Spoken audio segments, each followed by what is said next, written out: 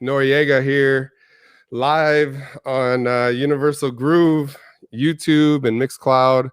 And I just want to start off by saying, there was an interview that I did a while back with Mike. I didn't know anything about Mike other than he had this record shop. And in my heart, I was like, man, I know this guy's going to get me some eyes because he's dealing with, record collectors and just everyday people. And it'd be cool to kind of know about his daily life and all that good stuff. So I decided to reach out to him. And what I ended up finding out was that Mike was like a fucking story, man. This guy's got a fucking story. I didn't know the depth of the collection and working with, people that, grade records, the band stuff, the rock and roll lifestyle, all that stuff just was whoa, I had no clue. So I want to welcome Mike back to the show. So thank you for coming on again. And the reason why we're having this interview is because we're going to have Mike come in on Sunday morning and he's going to throw down a set in the studio. But I want to give everybody a chance to ask questions and get to know him a little bit more and just ask him, just kind of like a follow-up from our interview. All right. So yeah, man, thanks again for doing this. And so I want to start off with just kind of catching up. So I've been noticing that you have just a ton of 45s coming out. So how many 45s are you currently working on for the masses here? We're working on about 85 songs. So far in press right now, it's close to 35 of the 80 songs. Probably by the end of the year, I'm praying I have 52 to 58 done and pressed, and over the next 6 months to the next year have the whole 85 complete. My goal is to have 100 songs done on our label, minimum.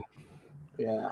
Whoa, yeah, so a lot of work. And then one thing that was cool about the old spot is that you had a booth there, and I'm assuming that this new spot that you moved to, and we'll get into this, but is there a studio there too? You know what I did? I found out that, when you snap your fingers and you don't hear any acoustics near the microphone, you're pretty much good to go. And our album room, it's pretty flat. I think the cork ceiling and the carpeted floor and the albums being completely full in the room, plus you have albums on the wall, really makes it real dead in there. So when you snap your fingers, it's like there's no. I recorded Little Willie G and his son Jacob G in there, and it sounded really really clean, man. We got a really good product, and wow. And eventually I'll probably end up building a custom booth, but I'm gonna put it in the front of the store so when people walk in, it's like, whoa, what the hell is this? Is a recording studio? We're more of a recording label, record label, than we are a record store. The record store is more my son's part of it, so. Most of our bread and butter has been the label. The store is great because we offer that service of people for the community or the local communities to come in and get some OG vinyl. We really don't mess around with Billie Eilish records. I get 50 calls a day about that. Do you have the Billie Eilish CD? We don't do any CDs. We just do vintage vinyl, and we want to keep it old school, man. We want to keep it original. Like you walk into a old record store and you actually could find old records. Yeah, and that's what I love about it too, because yeah, I mean, any places that I've been to, that's kind of where they put everything up front is the new stuff, right? Yeah, and a lot of the newer record stores have kind of fallen into that market where they've had to, by selling the Sublime, reissues and the, Suicidal Tendency repress and the, name it, the Metallicas and the, the things you can't buy on vinyl because most of the stuff was 90s vinyl, and you're not going to find Red Hot Chili Peppers on 12-inch or on on LP. They just those 90s bands, there was very little vinyl at those times. It was all CDs, and very little vinyl was being created. So they had to repress all that stuff, and I get it. It's a cool thing, but for me to stockpile all that stuff and have it here in the shop, it's just another expense for one, and it's not me, man. I'm more into the OG stuff, Yeah, and that's just your bread and butter right there. I mean, the most of the people that I hear that you deal with is the collectors and the guys that are looking for those particular records. We attract those people that want OG vinyl, They don't want to mess around with the repress MP3 downloaded vinyl. Because I mean, at the end of the day, the record companies will say, "Yeah, man, this is all like 180 gram or 5,000 gram, whatever the gram is that they're doing. Most of it's 180 gram, and I get it. It's nice. It's a thicker vinyl, but man, I've listened to some of the sound, and it's just like it's crushed or it's flat or it doesn't have a good sound. It's tony. Yeah. It doesn't have that old reel-to-reel tape sound that you got from an OG piece of vinyl. And I don't know what they're doing. Some of the companies are actually doing it right. They're actually using good wave downloads, good big wave files, and they're doing a real nice high-res recording, and that's cool, man. But I can't follow that, and most of the stuff that we carry is not that. We carry 99% all OG, and I don't know. I'm just stuck in that old sound. Yeah, yeah, and I know what you mean because I've had some represses. Like I have like a Dr. Dre, like the Chronic, like the first one, and it's just like it's a repress because I'm not cool, but the sound is like crushed. Like it doesn't sound like it doesn't hit. You know what I mean? It'll be real flat. It'll be real flat. Super flat. So I hate that, but yeah. So, but yeah, man. So a lot of 45s coming out, which I think is very exciting for anybody that follows you and knows what you're doing and quality work, right? So you've worked with Jackie Mendez. That was one. What was it like working with Jackie on the single that you guys put out, which was Flame, correct? Yeah, Flame was Andrew's label. We did that one last year. We finished it up. It came out real good. It sold out like right away. The black wax, it just went right out. Like within a few weeks, it was gone. And most of our records will still be available. Like we try not to sell out if we can, but if the demand is there, we don't hold back. We just let it go. Most of the stuff that we have in stock that's still from other titles or tracks, we don't have many left. There's like maybe 10 of this, 20 of that, 30 of this, 40 of that. It's not like people think. We only press 400 on black and 100 on colored. So sometimes we'll do 300 on black and 100 of each color. It just depends. Sometimes we'll just do 50 of each color. We just mix it up, but we keep the color really limited, and we don't repress. We just move on to the next record and the next record. That's probably what we're going to just end up doing forever, is just make more music. And those other records that you missed out on, there's always Discogs or eBay. People are always trying to because some guys will buy 5 or 6 copies, and I can't control the market. If they put them up for $100 and they're getting that price, I mean, I don't make the prices. We come out with our releases. They're 25 for the blacks and 50 for the coloreds. Some people say we're rude and obnoxious for doing that, and other people understand because we're just a very small label, and to make any money at it, or even to break even, you have to get that, because we're only doing a small run. I mean, it's people are there's always gonna be haters, but it is what it is. We're just doing 25 for black, 50 for colored, and we've done well. Yeah, and I think that's the way to go, because I mean that's why these are selling for so much. Like at the end of the day, who chooses the colors? Is it like just what the factory has, or do you have like a choice of what colors and mixtures? Yeah, sometimes I'll talk to Andrew, my son, about it, or I'll talk to my wife about it. But usually, ultimately, I'll pick them. I try and go off of either a theme, or I'll go off of kind of like what the artist like that. We did the AG and the Tranquilities, which is actually his real name is Akil Grant. And I told him, hey, bro, let's do one of the colors like what you like. And he's like, dude, I like green. And I'm like, well, the label's already green. He's like, do green on green. And I'm like, all right. And that one did really well. It was just like it kind of worked, The ice cream wax that we did for Wax really came up with that. The ice cream wax that we did for Dove on the True Love, that one was a good seller. It was like green with white and kind of like an opaque mix. It came out real cool. Like a lot of people like that one. It's just sometimes I just like say, you know what, this and this go kind of like good with the label color. This one right here was the Dove record. That was the one we did the multi wax. It has that different variant. I don't have one right in front of me, but yeah, no, those are cool. I've always liked the colored stuff. I think it's just like interesting, what the artist may put together, or some guys like it. Some guys like the colored. The guy who was in here earlier, he really wanted a Sharon Jones on black, and I'm like, dude, I sold out of that in 3 hours. It was gone. Okay, so another thing that happened since the time that we did the interview originally with you was that the Let's Groove tour.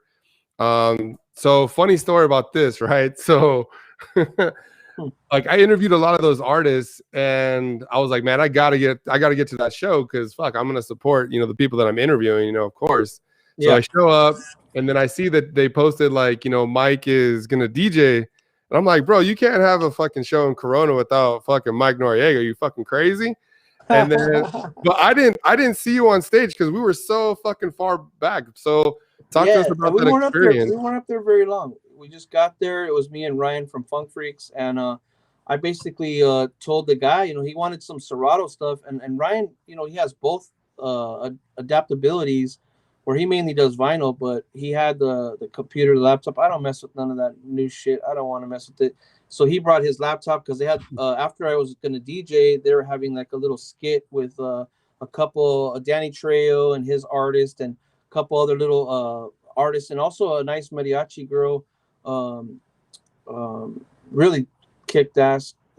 They needed some parts that were played for the tracks, and obviously not going to deal with vinyl. So Ryan ended up doing it was literally, like you said, it was quick. I mean, I might have been up there for 30-40 minutes. Wow. And then Ryan was up there for another hour doing the little skit thing, and we were out of there. Like, it was like, get off the stage, here comes the bands, and it was like boom, boom, boom. And it was really when people were just starting to park. Okay. So yeah, I didn't really get very much much cameo. Yeah, it was man, that show was crazy. Like they were really on it. I gotta say, like just every between bands, and I think because they had a house band, right? The Sinceres pretty much played for everybody in some sort of way, but it was just like really quick, like between sets. It was like 3 songs, 4 songs, I'm out. Like it was bam, bam, bam. And it filled up the time pretty quickly because usually you go to shows and you're like, you might be waiting like a fucking hour for the band to set up and fucking sound check, but it was like boom, boom, boom. It was moving. So, but yeah, it turned out to be a really good night. Everyone had a really killer set. Sold out. It was sold out. They sold out. They got like 5,000 people that went to that thing. Yeah, man, it was awesome. And then the food was kind of fucked up. The way they were doing that, it was like do it on an app. That kind of sucked. But other than that, like, I mean, I think everyone around us had a good time. I brought the caddy out. I had the caddy going. It was awesome. It was a really cool night. I hope they do something like that again. I'd probably get better tickets. Yeah, I'd probably get better tickets. Yeah. I know a lot of people were complaining about parking their lowriders in the dirt too. Yeah, I got lucky because we were like in the back and it was like grass, so it wasn't too bad. Yeah, it wasn't too bad. Any celebrities that you've seen there that you got starstruck by? Backstage, anybody? I had already met Trio a few times before. Like I said, Zodiac's dad was like really good friends with him, so I've been to a bunch of those Moonrock shows. And when I DJ'd for Wu-Tang, it was Killer Priest and one show, and another show was Ghostface. And Trio had been at both of those, I believe. And it was different. There's always different celebs there. I think that night we had a VIP room for Too Short. So, got to meet him. Real cool dude. Just, what's up, bro? Just like real chill. Yeah, real cool. Yeah. But yeah, no, nobody there that day that I hadn't met before. Like everyone that was there, I pretty much knew everybody. Okay. Yeah, so I want to go back to the Wu-Tang, bro. You dropped this on me before we turned on the cameras here, and I'm like, what? Like playing for Wu-Tang? Like that's gotta be an honor, right? It was crazy though, because Danny Zodiac, he booked them, and they were kind of like I don't know what it was. I think one of the stages that they had that they were supposed to perform on was a little bit rocky. I think the guy that set up the stage didn't lock down the platforms right. So when Ghostface or Killer, one of them got on the stage and they were like, dude, the stage feels like it's shaking, bro. And I don't know. I don't want to be up there and this whole thing go down. So, but I was DJing and they were coming up to me like, hey, man, what's that record you just played? I was like this. And then like 5 minutes later, I'm playing another record. Like, hey, what's that one? I'm like, oh, it's this. I'm just showing them the label. They're like, oh, man, that's the joint. And then 2-3 songs later, what's that record? It was like, so I mean, I got to hang out with them and chop it up a little bit on like what they're looking for, or what's they're seeing, or what they like. And it was just like, man, if it just sounds good, it sounds good. And a lot of those tracks I was playing were like super underground dance tracks. Yeah. And so a lot of more up tempos, but they still like the feeling of the beat and the hooks. It's good records are good records. Yeah. Yeah, man. Like you're like I swear, bro. I think at night sometimes I just think about Mike, and I'm like, man, this guy's like the Forrest Gotta Gump, bro. go, guys. It's been I nice find knowing something you. I find something new about Mike all the time, bro. Like Yeah, Wu there's a lot of Tang, yeah, like there's all a lot kinds of of stuff. yeah, man. It's not a what's that? Don't judge a book by its cover. Seriously, bro. Like Yeah. seriously. Yeah, I mean, I've been in it since '83, so all these years, you know, you just meet people, you know. You just Yeah. meet people. And then I went recently, we went to the Santana Soul Radio. Santana did like a live show. Jackie was there. Yep. Adrian Carmine played, Nira Nira, played. Nira killed it. It was amazing. She So did did kill Jackie. it.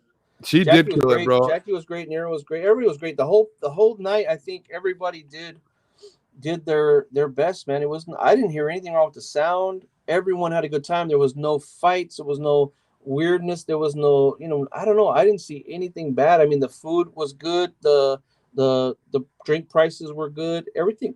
It was a great show. Seriously, man. Like I told a friend, I'm like, man, like my goal eventually one day is to throw a show like that. Maybe not in a venue like that, because I think I'd rather have it like at like the Yost or something like that. But it's like, man, like looking at just the quality of that show and the work that went into that show and the performances were awesome. Like everything worked. Everybody was happy. Like Yeah. man, I was like, man, this takes a lot of work, a lot of planning, a lot of dedication to please that many people. I didn't hear anything bad about it either. And like to please that No. many people, that's tough, bro. Yeah. People It's people had a great time. People were walking up to me like, "Hey man, you sing?" I'm like, I sing on a bunch of my records, like almost all the backgrounds of all my records I have to sing because I'm not. I mean, I can't afford to hire like, all these different groups to sing all these parts. I'll just sing them myself. yeah, I'll bro. sing them myself. It works. Yeah, no, and I you mean, got a most of killer the voice. records that say batons or they say rolas, that's me. It's just like I'll sing all the parts if I have to. I mean, Vic Benavides helps me out. I've had David Paul, which he's really cool to check out. Check him out. David Paul band, amazing, amazing dude. The guy can play every instrument. Like I'm not even kidding. Like every instrument, Wow. everything. Roland, he's makes all the music tracks. He plays just about every instrument. I don't think he messes with horns, but he does everything else. And then between me, Roland, David Paul, and Victor Benavides, I mean, we're like backups on almost everything. I also have another guy I use. He's a really good singer. He's actually singing lead on one of my records. People don't know him yet. His name's CJ Cuddles. His real name is Clarence Mm, Joseph. Um, he goes by just Clarence, or I call him CJ. So I mhm. just said, I made up a name for him. He's real cuddly. He's real happy, real nice, sweet dude. So I just call him CJ Cuddles. And I got a record coming out with him. He's when you hear his record, I mean, everybody's hitting me up like, when's that CJ Cuddles record coming? Because it's different. We're covering a song that's like a $5,000 to $10,000 record. Okay, whoa. It's originally done by this artist called Bernard Drake. Um, Mm. it's called "You've Been Untrue." It's a really rare record. It's on La Louisiana. I had a couple Mhm. chances to buy it in my life, but it was always like 3 to 5 thousand. I Wow. actually was gonna pull the trigger one time. A guy had it, and then I went to buy it, and he was like, "Nah, I already got rid of it." So it was like, it was timing.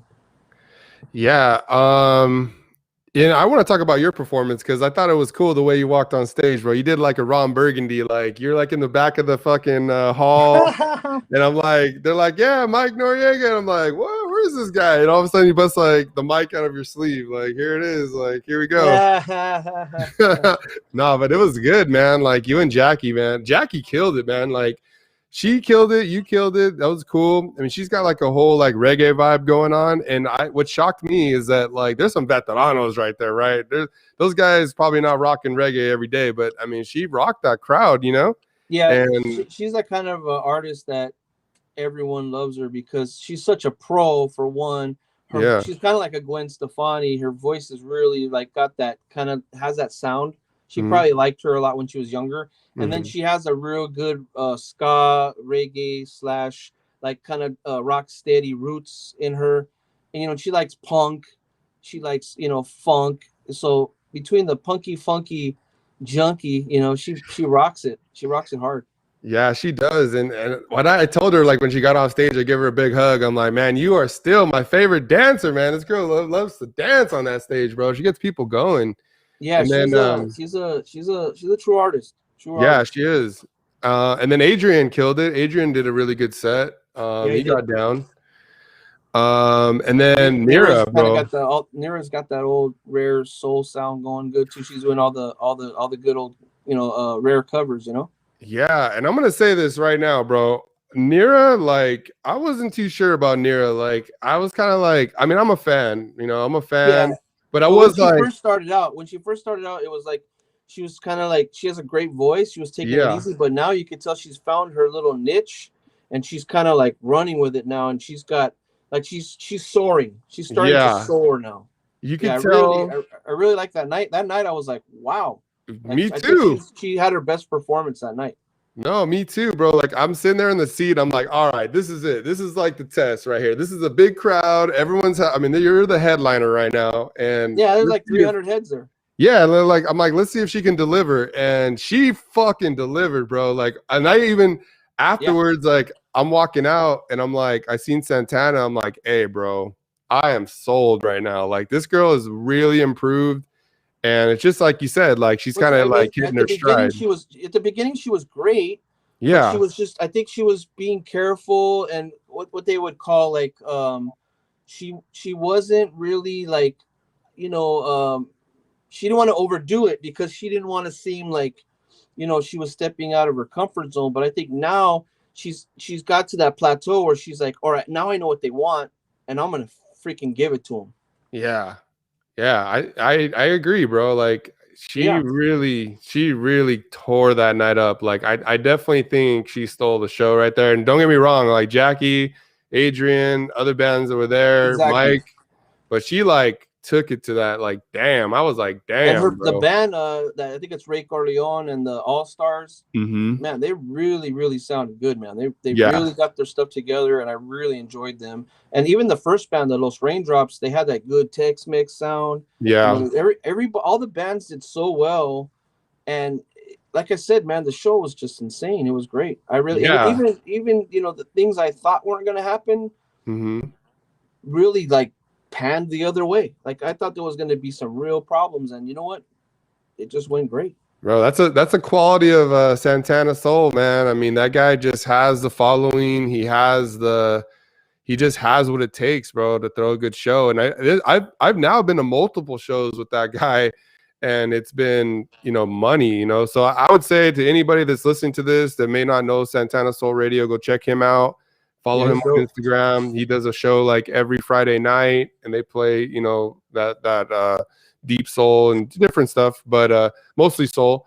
And he does those shows. So if you're not following him, definitely go follow him. You can find him. I've done an interview with him as well on YouTube, so you can follow him there, see his story as well.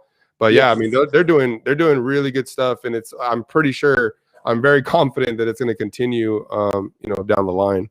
Oh yeah, it will for sure, man. And then I want to talk about Bad Vic, bro. So working with that guy, I seen you working with Gabe Rowland, like you mentioned, Bad Vic, Jacob G, Little Willie G. So talk about like working with those pros, bro, like in the studio. Well, Vic, when I first kind of like started messing with him, I was writing a song or trying to write a song for Daptone. Mm, Um, it was really in a project for Dunham Records, which is a subsidiary of Daptone. Is owned by this guy named Tommy Brennick. okay. He's the guitar player for the Dap Kings. Mhm. He's also the guitar player, and I think might be possible, not owner, but kind of founder of the Budos band. He's also part of the Manahan Street Band. You know, that's his label, Dunham. He wrote a Okay. lot of songs for Charles Bradley. He Okay. produced Charles Bradley, and I had actually found a Charles Bradley record through. I was already buying through Daptone. It was like one of their last releases, the Black Velvet record. I had found a song on there that was an instrumental, and it was actually called Black Velvet.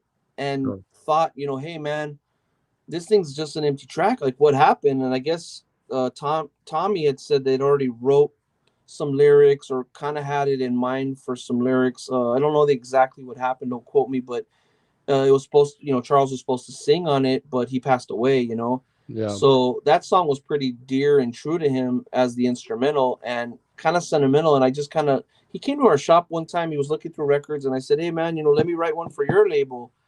And I don't really know how it came out to be, but I hit him up on the side. I was like, let me try and write something to that. And he was like, I don't know, it's kind of a really, kind of sentimental song. It would really have to be really good. And I ended up, doing some harmonies for it. And he really liked them. They were real ghostly, and I kept it real gospel-y. And he says, all right, well, let's see what you do for the lead. And I actually took his lead singer, which is Victor from the Los Yesterdays. It's Tommy Brennick, Gabriel Rowland, Victor Benavides, and Gabe Roth are the musicians of that band. Roth plays bass, Tommy plays guitar, Rowland plays drums, and Victor's the lead singer. And I said, you know what? Let me try and get Victor in the studio. Well, Victor, he likes to have a few drinks, and it really helps him a lot. Like, the more he has, usually it's the other way. The more you have, the worse you sing. But for Victor, it's the other way. The more he drinks, the better he gets. Wow. So yeah, man, he had just enough whiskeys that day, and we got in the studio. And man, the first 10 or 20 minutes, I didn't know, but then I kind of directed the kind of voice I wanted to hear out of him. And then he just started, just crushing it. And then I was like, you know what? Let's try this. Let's try that. And we got to the bridge, and I just couldn't come up with a good bridge on the writing. The song's called The Stranger. It comes out as the Manahan Street Band. I think it comes out next month. Okay. Daptone Records is going to release it. So I'll have a record that I wrote on Daptone. I did give Benavides writer credit, because he did help me write the bridge and help me complete the ending. So, he's a homie, man. It was really one of those records that it was kind of like, I don't know if I played it for you, but it really came out really good, man. Like, the other day he called me. He was like, man, I'm so happy that we did that record. I really respect the writing, and I'm so glad I'm a part of it. And he really respected my writing ability, which meant a lot, because to me, he's a better writer. Like, Victor is just an amazing writer. I mean, singer too. I mean, he's really got a great voice. He's got a couple of different voices. Some of them, I'm not a fan on, but some of them I'm like, yeah, man, that's my shit. And I break his balls about all of it, but he's so easygoing. He's such he's a blessing to work with. He'll watch this interview back and call me and flip me off, but he's totally super talented, and like sitting with Rowland, working with him, it's just like, yeah, man. I mean, the guy just can't do no wrong. I haven't heard any tracks that are like bad tracks. Like, if I'm doing a cover, it's amazing. If we're doing an original, it's an amazing thing. I'm blessed to work with all those guys. But yeah, that record, The Stranger, will come out. Definitely one to check out. Yeah, and yeah, for like the Los Yesterdays, bro. I mean, that's like an all-star group, right? I mean, those guys got it together. Like, that's a very powerful group. And when you can get all four guys together, like Tommy's usually touring around in the world or busy, and Roth, same thing. He owns a record label, he owns Daptone. I mean, he's always busy. So to have all four of them, like he had all four of them that day for that show in Norco, the Let's Groove, and that super clean. They were top notch group there, and they were one of the openers. Yeah, and it, like when the first time I heard Los Yesterdays, truth be told, right here, like, I don't know, I wasn't really like feeling it. Like, I was like, I don't know about the voice, and then it just fucking grew on me, man. Like, I'm like, I'm gonna give another spin. I'm gonna give another spin, and I'm like, this shit is fucking too good. And that's how those really good records are like that. You'll hear them the first couple of times, and it'll be like, I don't know, and then 10, 15, 20 times in, you're like, I get it. It fucking clicked. Like, I was like, I don't know what they're really shooting for. Like, it's different. It's like different, but then They got like that fucking like It's animals, like just different tracks, bro. Like just different shit. And like just that weird retro 60s vibe. I don't know, but they nail it. Like that guy's a really good singer, and they did tear it up like live. I was like, damn, they it's killed next it, bro. level. It's next level. It's like, Yeah. the guy that owns Daptone with Roth is this guy named Sugarman, Hmm. and they're like, I think they're like 50-50 partner or whatever. And he was like, you know what, this sound like Time and Tell Yeah. Me I'm Dreaming, Yeah.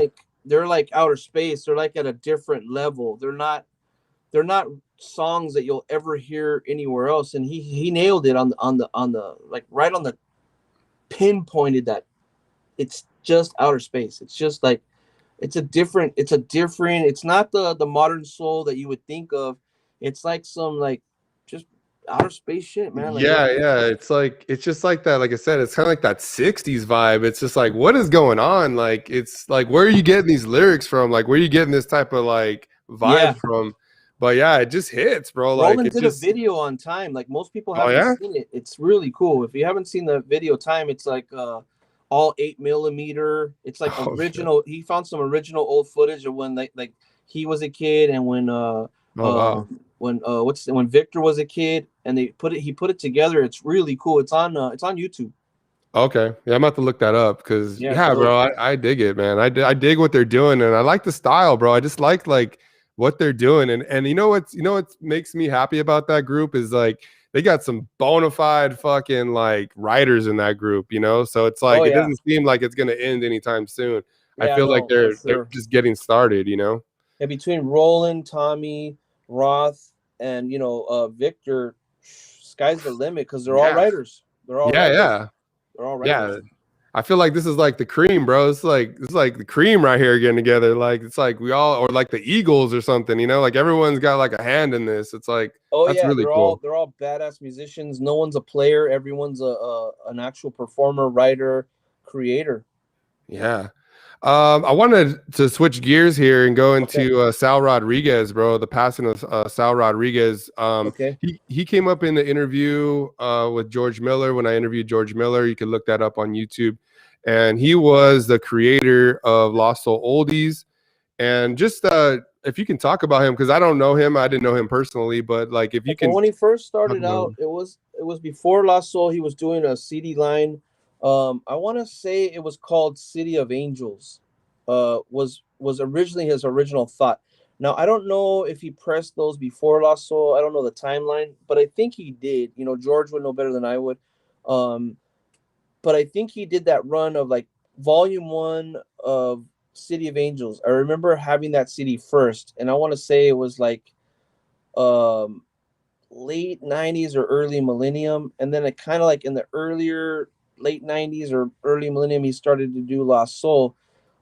I didn't follow all that. Like I really just kind of picked the CDs up here and there. He actually gave me a lot of the CDs, and they got added to my collection. I don't really collect CDs, but I have some CDs. Mm, um they're good learning tools, like to see what songs are what and who's the artist and things that you didn't know.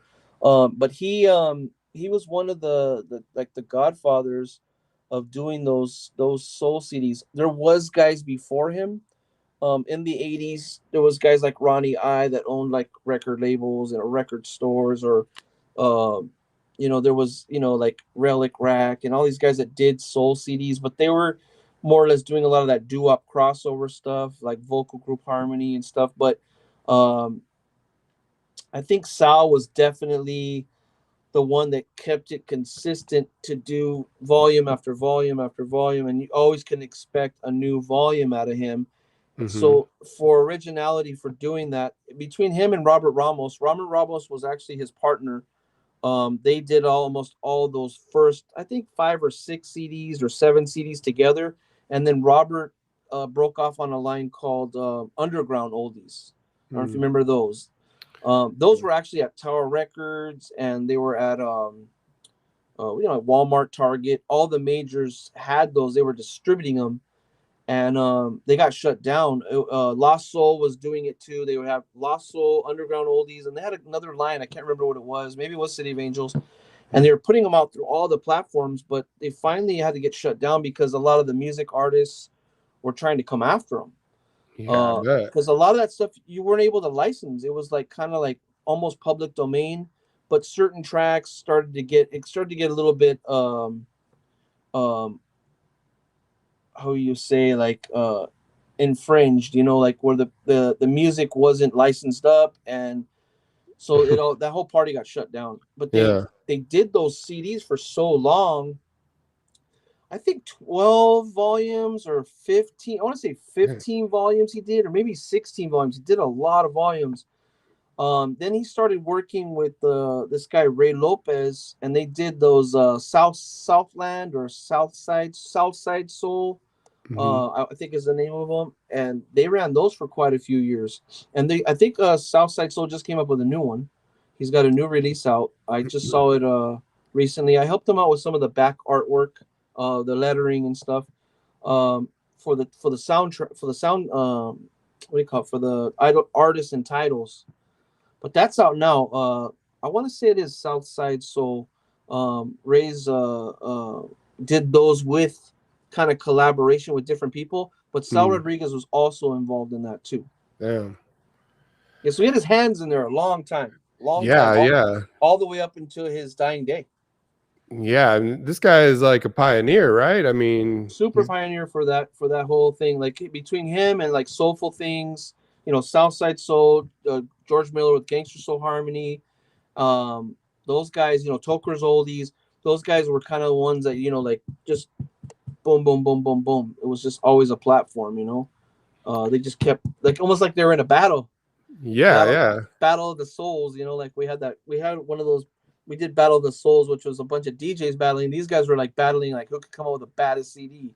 Yeah, no, that's awesome. And that's something that came up in your interview as well. It's like, or they came up in George's interview, should I say, where they were battling on the tapes, like back in the day, like neighborhoods. Yeah, originally it was tapes. Who can make the baddest tape? Yeah. No, and then the only person that wins at this is the fans, right? The people that are buying these CDs are like the ones that get to win because they get like these cool tracks that they found. And George would search for some of those records for years just so he could have that one song that came out on a CD before anybody else.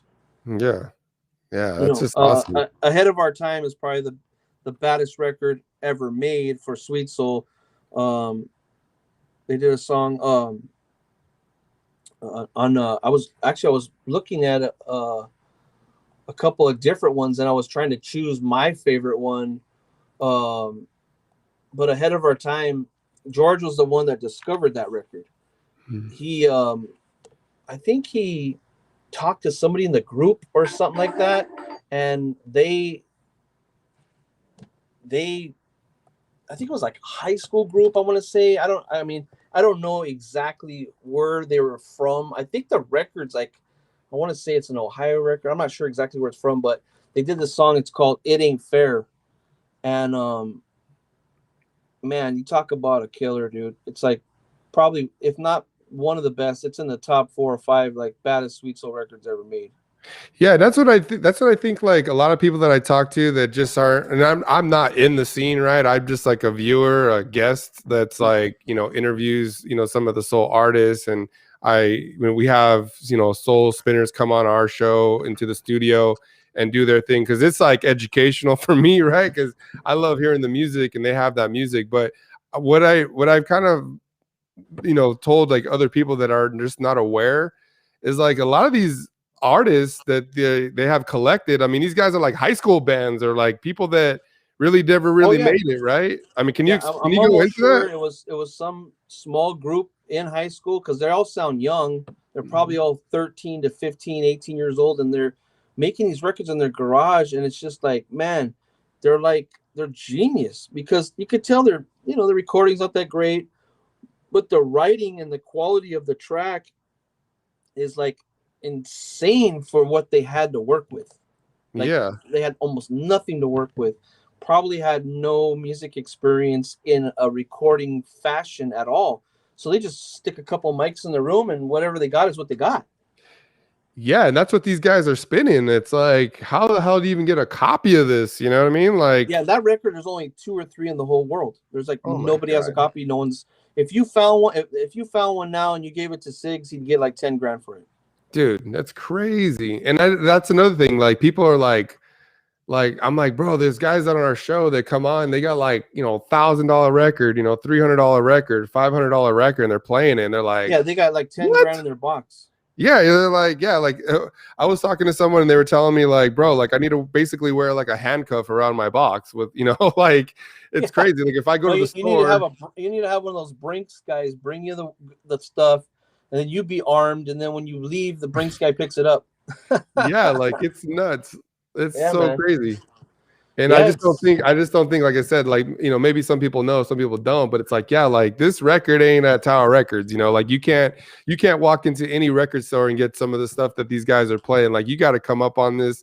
You got to be like ahead of the curve to get a record like that. Like yeah. And then that's sometimes it's a amazing. once in your life chance to own.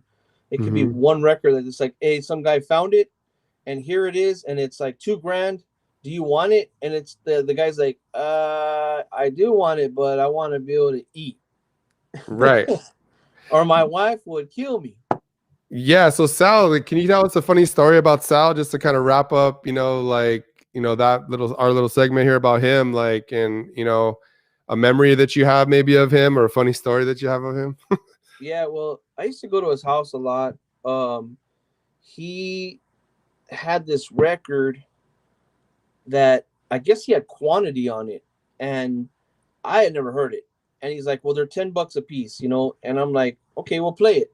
So he plays it, and he's like, "This is what I'm going through right now with my old lady," and I'm like, "Wow!" And I won't even talk about the lyrics. It's heavy, and I'm like, "Really?" And then so when I'm sitting there and I'm listening to it, that sentence that he told me before we started, this is with his first wife. He said, every lyric that this dude's talking about is literally happening to me right now to the T. And it's like Wow. him and his old lady were like, it was like real tough times, and he just said, man, he goes, just listen to the words. Now, I don't know if he was bullshitting me just to sell the record for $10, but I really doubt it, man. I think something was going on, maybe Vanessa knows of the story, I don't know, but I know his wife battled breast cancer a couple of times, and then she ended up passing away, Wow. which is horrible, yeah. And God rest her soul. She was his first wife, and I know that probably hit him real hard, but this is way before she had any illness. This is just like they were having like a little personal battle, a husband and wife thing, and he played that record, and man, I listened to every word. I was like listening to every word, and when it was done, I was ready to give him $20. It was like, it Wow. was so good. So I think I bought 3 copies from him. He had like 10 or 15 copies, and it Yeah. was $30, and I walked away kind of like, I think I got the better deal. And now that record, you probably couldn't touch it for less than, I would say $300. It's just like Wow. that, man. It's just like that. Wow. Yeah, that's cool, man. Well, But yeah, these man. guys, Rest in these peace, guys man. nowadays, man, they're paying, you know, whatever they want, because people say, well, "What's that worth?" Like, I don't know. People call me like, "What's that record?" I don't know. They're like, "But you're Mike Noriega." I don't know. Like, I don't know what to tell you, because literally it's that bad. Like, it 1 week, it's $20. Like this Yambo record, I used to sell it for $200 for years. Goober brought it in here, and he was like, "Hey man, put it on Instagram and see what they offer you." This Quantrell's record, and man, I had guys offer me $600, $700, $800. I thought it was a $200 record, and then I told Goober, "Hey man, 700, 800." He's like, "Nah, just keep it." Like, what? It's like that. It's like, it's so hot, it's so loud, it's so big right now that you can't keep anything. I can't keep any good records. They just go woo, gone, man. Yeah, like it's crazy, and it's a constant discussion that comes up, when we do these little interviews about just the prices and all that good stuff. Yes. And it reminds me of like Pogs, man. Remember like Pogs, like we're just like the big thing all of a sudden. But I feel like this is like something that, like you mentioned, you could listen to, right? It's not like a baseball card or a It Pog. is. I mean, music's always going to be the best, Yeah. especially good original records. I mean, this is what I tell everybody. You can collect coins and baseball cards but really, you can only look at those things. You can never, ever, ever hear what they sound like, and you can never connect a real personal memory to them. Yeah, well, my dad used to take me to the baseball game, and I used to watch Reggie Jackson, or I used to watch Steve Garvey, or whatever it was. But that's a personal connection that you have to that picture. But man, when you hear a sound, nothing better in your soul brings back more memories than a song. Yeah. You No, know, yeah. I mean, there's records that I listen to that just bring me right back to like high school, or like it brings you back to like where you may have first heard that song, oh yeah, or your first date, your first dance, your yeah, first love, the first time you ever heard a song. And I'm sure somebody's heard a song and wept or cried. Like I know I have. Like the first time I heard Just Ask the Lonely by the Four Tops, I can remember being a little kid and being teary-eyed because I loved the song so much and thought, God, this guy's pouring his heart into this record. Like, and that's how I knew I was gonna always do music. Once I started weeping on like every other record, it was like, why am I crying on this stuff? My mom was like, well, they're very emotional, and you have a tender little soul.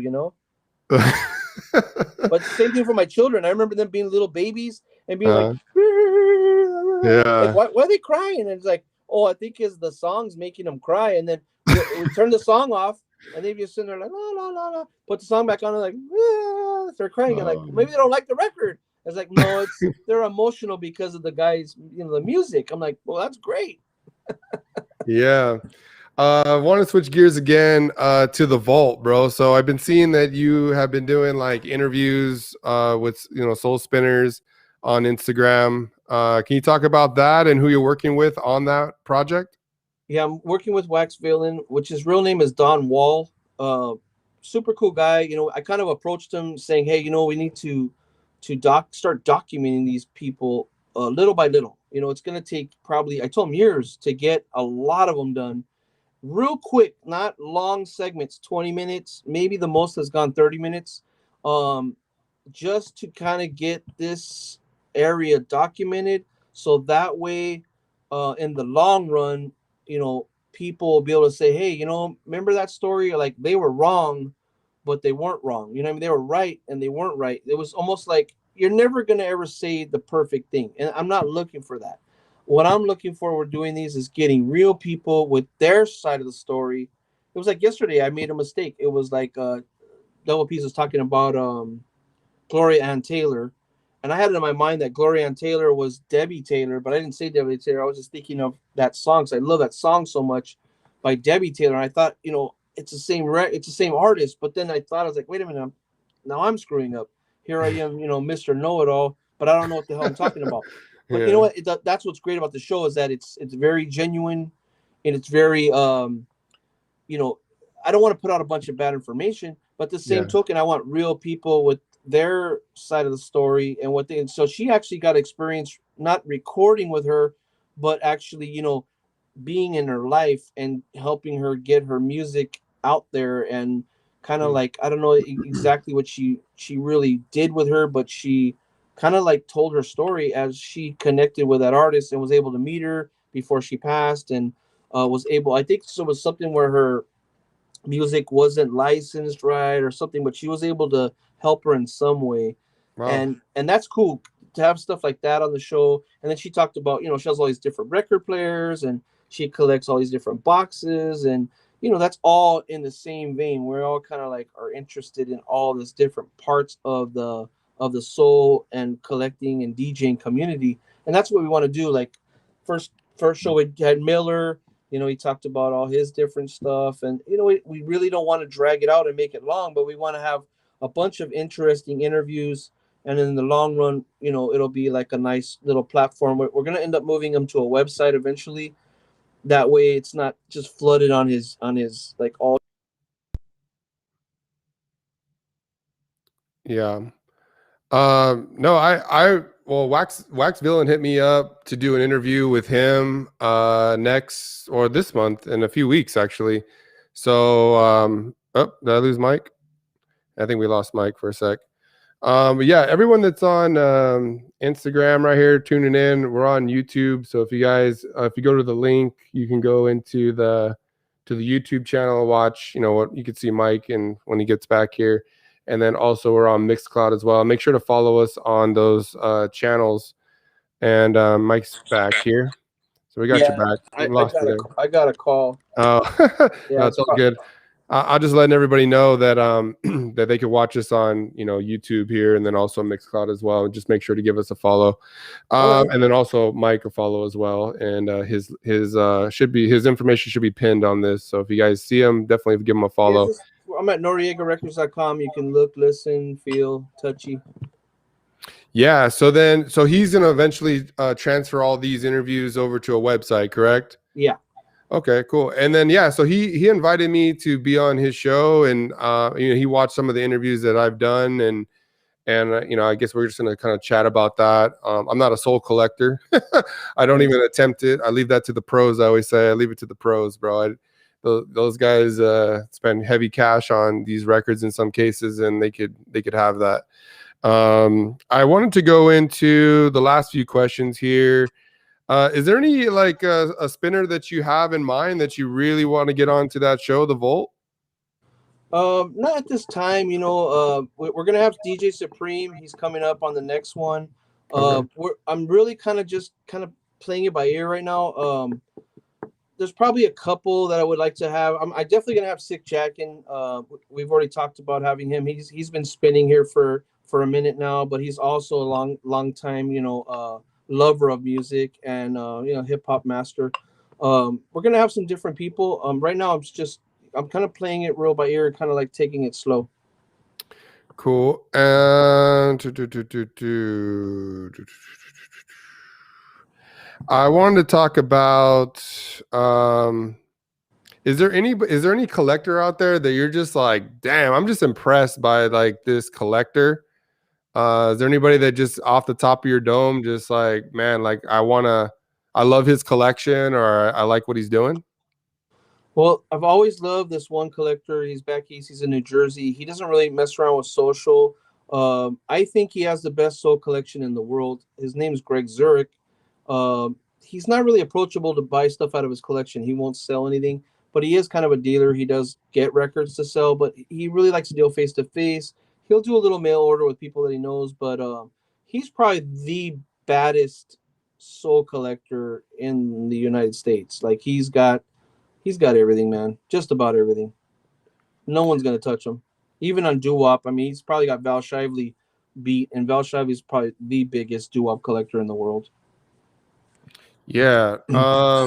Any chance that you can get him on your channel? He has an iPhone. There might be a small chance I could get him like through like some kind of FaceTime interview and record that. He's real old school. He's probably in his 60s. It'd have to be like the right minute, the right time, the right hour to get him, but I probably could. Is there any I mean, you deal with, I think, a lot of people, right, on the daily, on just like looking for records, or wheeling and dealing records. Is there anybody that you see that's young right now, or maybe just hasn't been in the, they don't have to be young necessarily, but just like someone that's coming up right now that you feel like, hey, this guy is gonna really show some people some tracks? Yeah, there's quite a few, man. I noticed just recently, there's so many come into the shop. I don't know them by name, but they're guys like they're just starting out, but they're really in it to win it. They really respect the music, and in the long haul, they're going to be really good for the scene. I don't really want to say any names because there's a few that I don't want to say I didn't say the right guy. I mean, if I had to pick one, and I would say that's really, really, hardcore down for it, is probably Goober. He's not really new in this, but he's not real old in it either. He's probably been in it like 10 years or maybe a little more. But he's a younger cat, and he's very respectful to everybody, and he's got some killer records, and he's just real good for the scene. He's got his own little record label too, and he's doing real well. I'm really proud of him. Yeah, and I seen a couple sets that he's done. I seen him on at Santana Soul Radio. He's been there a few times, and I've enjoyed his sets, bro. Like he plays just a little bit differently Yeah, than I think a lot of people play. Like, and I'm not saying everyone's the same, of course, everyone's different, but I think what some of the stuff that he plays, I'm like, wow, like that's a he's track. definitely got his own style. Yeah, yeah. And then Donna Vinci, bro, like that's what I was telling Donna Vinci. He's like one of my favorite fucking spinners, which is Santana Soul's son. Yeah, I like the way that he plays. He's got like a good vibe. He keeps it on a pretty smooth vibe. And I right. think he thought I was bullshitting with him, but I'm like, bro, like you're like one of my favorite spinners. He came on our show. He did a show in the studio with Santana. And I just really just enjoyed like his style, bro. He's just got a really cool style. So he's one of my favorites. He comes from good roots. Yeah, yeah. So the reason we're doing this again, we're gonna have Mike come into the studio on Sunday. And what are you gonna spin for us, Mike? I know you want to mix it up. So I'm gonna really mix it up big. I'm gonna go between garage music, soul music, R&B, blues. I'm gonna do a little bit of mainly jump blues. I'm not really a slow blues collector. I like obviously doo-wop. I'll put in, even a few other little surprises that people don't know. I want to do some of the modern soul tracks that I like that are out there in the scene. Maybe I'll play a couple of the ones that are going to be coming on my label. Just change it up. Yeah, and the floor is definitely going to be his. So there's no surprise guest that we're having, right? It's just going to be Mike. No. Yeah. So Mike's gonna. Actually, I invited Santana if he wants to hang out. Oh, well, there you go. Yeah, I mean, bro, you definitely invite that guy. Whoever the invite list is up to you, bro. You have the keys to the city on that one. So whatever anybody that you invite, I'm cool. Huh? Are you in your studio now? No, I'm at my pad. The studio's in it's a undisclosed location, but it is in Orange County. So, okay, but yeah, right. we got the green screen going. We got graphics. I'm excited to be there, bro. Yeah, and then hopefully we're gonna get one in your studio. I'm gonna go do a set. We'll do the rock set in mine on the 28th. Yeah, so I got some classic rock albums. I got like some grunge stuff I like to play. Yeah. So the 28th I'll be doing that with Mike, and I think that's like the first time that I've ever. Well, I did with Santana, but I wasn't really invited. I just kind of just showed up and played because I'm like I just got to get this on my resume. You know what I mean? But my cousin was invited, and then I ended up just going and throwing a little small set. But this is the first time that someone's invited me to like throw a set down, so I'm excited for that, bro. It's like that's cool. Yeah, that's cool. Yeah. So, but yeah, man, let's wrap this up. Again, we will be live on Sunday with Mike Noriega, and Sunday. Definitely I'll have all the links in there so people can follow him and see what he's doing. And we will see you soon. All right, brother. Have a good night. All right. Peace, guys. Peace.